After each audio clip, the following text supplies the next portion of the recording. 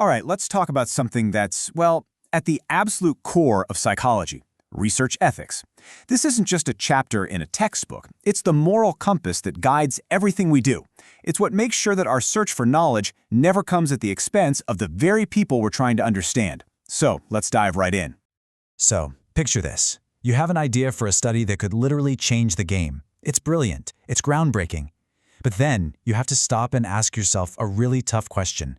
Could this discovery, this incredible new insight, end up hurting someone? That right there, that's the central dilemma every single researcher has to wrestle with. It's this constant tightrope walk between pushing science forward and, above all, protecting people. So here's our game plan for today. We're going to start with the absolute basics. What even are research ethics? Then we'll take a look back at some history to see how past mistakes have shaped the rules we have today. From there, we'll jump into how we protect participants in the modern era, tackle the really tricky debate around deception, and even talk about animals and scientific integrity. And we'll wrap it all up by talking about your role in all of this. Okay, first things first. What are we even talking about when we say research ethics? Well, at its heart, it's the foundation of everything. It's the set of moral principles that makes our science trustworthy in the first place. You know, on a broad level, ethics is all about grappling with those big, messy questions of right and wrong. Is it ever okay to lie to someone if you think it's for a greater good? How do you weigh the benefit of a new discovery against the potential cost to an individual? These aren't easy questions with simple answers, and ethics gives us the framework to even begin to navigate these gray areas. Now, when we bring that into our world, into the lab, it becomes research ethics. And you can think of it like a specific rule book for our profession. It covers the whole shebang, from how we design a study to make sure it's fair and balanced, to how we analyze and report our data to make sure it's honest. It's the practical, hands-on guide for doing science the right way. But here's the thing. This rulebook, it wasn't just dreamed up in some quiet university office. It was forged in fire. It was written in direct response to some of history's absolute darkest moments. And you really can't understand why these rules are so non-negotiable today without understanding where they came from. After World War II, the world was horrified to learn about the brutal experiments conducted in concentration camps. Out of those ashes came the Nuremberg Code, and its central idea was, at the time, revolutionary. Voluntary, informed consent is absolutely essential. You just can't experiment on someone unless they know what's happening and freely agree to it. Then, a few decades later, in the US, the Belmont Report built on that foundation, giving us 3 core principles we live by today.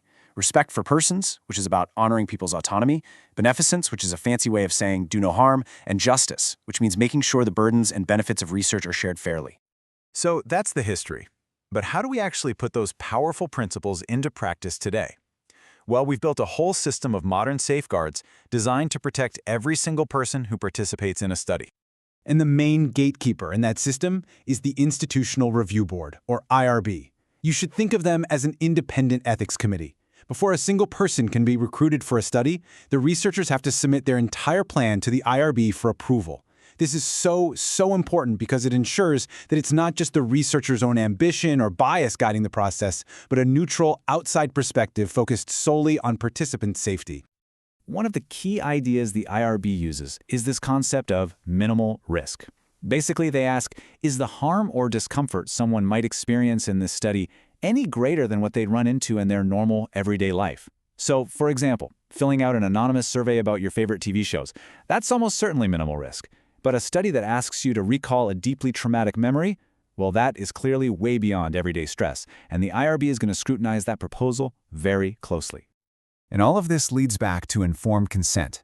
Now listen, this is so much more than just getting a signature on a piece of paper. It's a whole process. It means that you, as a participant, have to give your consent freely, with zero pressure.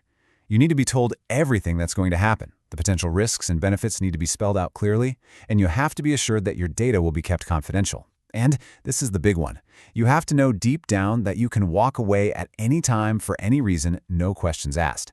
It's all about making sure participation is always a free and informed choice. Okay, but that brings us to one of the most controversial topics in psychology research, deception. I mean, if you tell people the true purpose of your study and that knowledge changes how they act, when, if ever, is it okay to mislead them in the name of science? Now, deception in research usually comes in 2 flavors. First, you've got omission. That's when you withhold some information. You just kind of leave something out. Like, maybe you tell participants they're testing a new video game, but you don't mention that what you're really studying is their frustration levels. Then you have commission, which is, an outright lie. You're actively misinforming them, like telling them they're interacting with another person in a chat room when it's actually just a computer program. As you can imagine, both of these are ethically tricky. And the most famous or infamous example of this is Stanley Milgram's obedience study. You've probably heard of it. Participants were told to deliver what they believed were real, increasingly powerful electric shocks to another person every time they got a question wrong. Of course, the shocks weren't real, but the participants didn't know that. The deception caused incredible, genuine distress for them, and it sparked a debate that is still raging today. Can a scientific insight that powerful ever justify that level of emotional harm? Because of studies like Milgram's, the bar for using deception today is incredibly high, and IRB will only even consider it as an absolute last resort. The potential findings have to be super important, there has to be literally no other way to answer the research question, and this is a hard and fast rule. You can never deceive someone about potential risks, physical or psychological, that might make them change their mind about participating. And look, if an IRB does approve a study with deception, then debriefing becomes the most critical, non-negotiable final step. This is where the researcher has to come completely clean. They explain the study's real purpose, they explain exactly why the deception was necessary, and most importantly, they work to address any negative feelings or harm it may have caused. It's all about restoring trust and making sure that the participant leaves feeling respected and with their dignity intact. Now, our ethical duties don't just stop with human participants. The scope is actually much broader. We also have huge responsibilities when it comes to the animals used in research and to the integrity of the entire scientific process itself. It's pretty straightforward, really. In the same way the IRB exists to protect human participants, a committee called the IACUC, that's the Institutional Animal Care and Use Committee, exists to protect animal subjects. They review every proposal to make sure animals are treated humanely, that their living conditions are appropriate, and that any potential suffering is absolutely justified by the scientific importance of the study. It's a formal recognition that our ethical duty of care extends to all living subjects. And finally, ethics governs our own conduct as scientists. And here, the ultimate sin is scientific fraud. Things like falsifying data, just making it up, or plagiarism, stealing someone else's work. This is considered the ultimate betrayal of our principles. Why?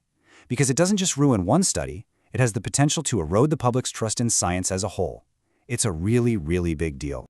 And since you're all students, let's talk about plagiarism for a second. It's something you have to be super vigilant about, but the solution is actually pretty simple. It's just about discipline. Take complete notes from the very beginning and always include the full citation.